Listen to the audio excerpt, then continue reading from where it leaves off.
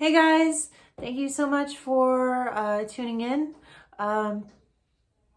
Today I want to talk about what I was talking about yesterday. I was talking about jail and where I was in like the mildly mentally ill area, where they had like coloring books and everything. So basically, when I got to jail, stayed in the really horrible place for about a month, was back and forth at mental health court.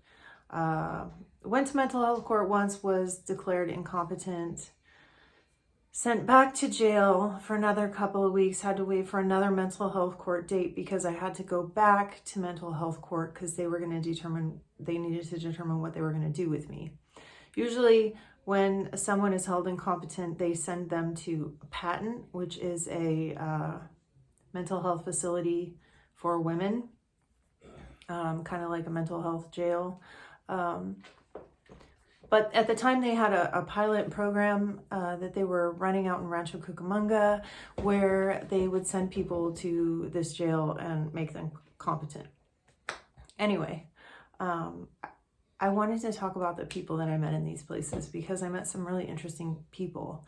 And I find it really interesting that even though I was out of my mind, I was sitting there looking back at people and going, whoa, this person's really crazy. But I still believed insane things and I was still not in my right mind. I was still delusional. I still believed certain things. Like my husband was against me and everything. But anyway, in the crazy, I guess mildly crazy section of LA County Jail, I met my roommate. Was a really cool, nice lady. She was around my age. She was actually dual diagnosis, so she was homeless and had done a lot of meth.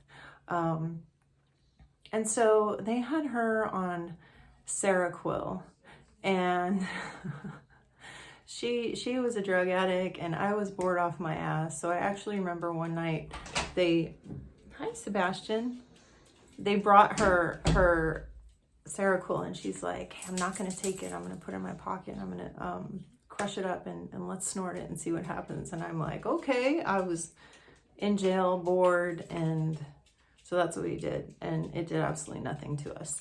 But anyway, that was her. She was really cool. She was just a nice person. And she kept telling me, because I felt horrible. I didn't know how, I couldn't really deal with it. And so I would talk to her a lot, and she would just say, don't think about it. It's out of your control. If you can't control it, there's no point thinking about it. And I was like, well, aren't you scared? Aren't you stressed? She's like, no, because it's out of my control. I have no control over it. Which is really cool. Like if you think about the world that way, I could relieve a lot of stress that way. So there was her. And then there was a girl who had done something very similar to me. She had gone into some lady's house and opened her safe somehow and was like trying to get her passport. And she was really young. She was probably in her early 20s. And I'm guessing she probably had a similar illness to mine.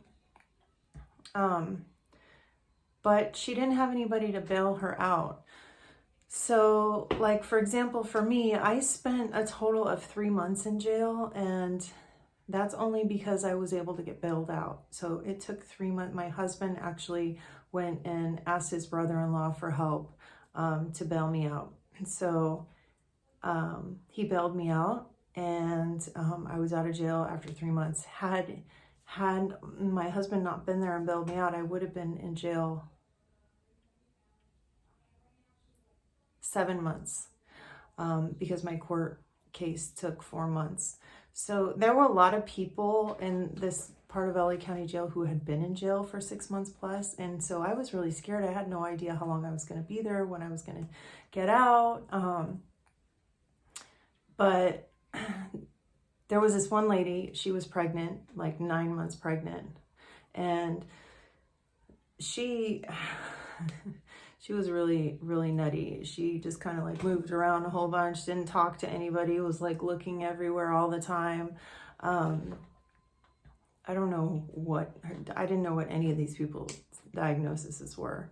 And then there was one girl who was really angry, and I don't know if like she truly had a mental illness or if she was just a sociopath and knew how to work the system, but she ended up where I was, but she kept getting in trouble, so they kicked her out. But what finally got her kicked out was she kept messing with the guards, and she came out from her like nap time and she was totally naked. And that was when the guards were like, you need to go. Like, but she was kind of like freaky, like scary. Like I thought she was gonna try and fight me one time when we were sitting there eating.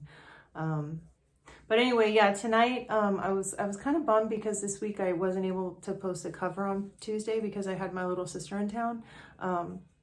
But I went and did an open mic tonight, and it was the second open mic I've ever done in my life, and it went pretty well. I'm gonna post it. Hopefully you guys watch it. If you're interested, that'd be great. Tomorrow I'm gonna talk more about, you know, jail and what happened after that, but probably the court process. Basically, the guy that I went into his house, he wanted me to be persecuted to the full extent of the law. He had no understanding of mental illness, and he was angry and thought I was like some evil, drug dealing, like vicious person. Anyway, I'll talk about that more later. Thank you for watching. Bye.